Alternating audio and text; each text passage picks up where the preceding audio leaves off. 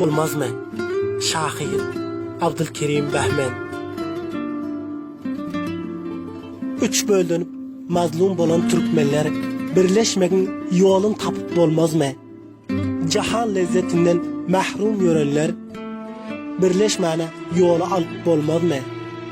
Bir bölümümüz İran mülkü çatıldı, bir bölümümüz Afganistan katıldı. Milyonlarca Türkmen her yan atıldı. Bir süprede yine müşük bolmaz mı? Nıpak oğdu bizi her yan göçürdü. Sultanlıktan, tahrımızdan düşürdü. Hem akkuşu başımızdan uçurdu. Uçan kuşu yine tutup bolmaz mı? Taraz İngiliz çeken çakları üzsek, yayran gövherlerimiz yeniden düzsek, Kıvanç suda yine mes bolup yüzsek, bul fikre yola salıp bolmaz mı?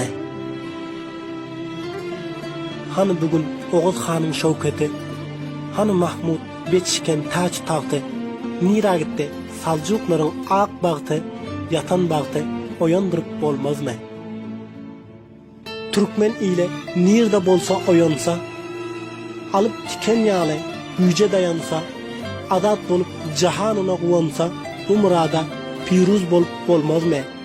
Adatlıkta kurab, sulatlı devlet, salıp dünya dabaralı senselet, tak tapsak bizim dünyadan lezzet, bu değişime haka yorup bolmaz mı?